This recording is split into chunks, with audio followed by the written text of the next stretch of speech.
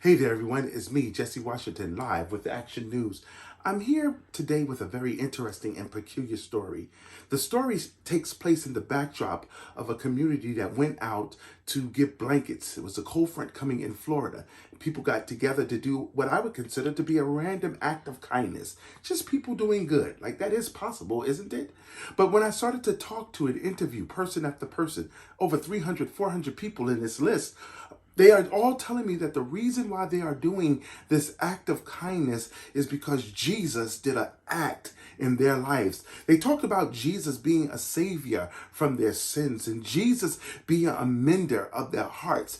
Jesus being the cause of them loving the unlovable. Jesus being the one who causes them to do good, who has done them wrong. One person had the nerve to tell me that Jesus is the reason why they love their enemies. Now, of course, if you are familiar with the story of Jesus, then you would know that Jesus is one of the world's biggest stories, in the sense is that he is the model of Christianity. He is the implementation, better yet, of Christianity. And he came and he died he lived a sinless life and died a death on the cross, reconciling God back to man, because man's sin had caused man to fall away from God. He did this because of his love. And then he gives this great commandments to his disciples to go and to share this message of the good news that salvation has come and redemption is available, and the outskirt of that is obedience to Christ and to do what he has said do. Jesus made some very simple statements to say, "By this shall all men know that you are my disciples, and that you have love for one another."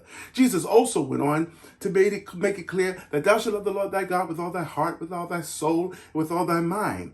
I've never seen Jesus in person, but looking at the acts of these people shows that the God that changed them from being mean, wicked, evil, fornicators, prognosticators, agnostics, and atheists, has changed their hearts to go and to love God and to love their neighbor.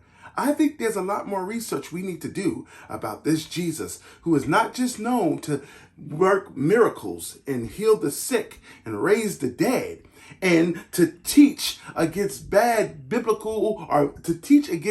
teachings that were going on. But this Jesus is changing lives. He did it back then. He's doing it today. I hope you know this Jesus. He's an amazing character that I look to study even more.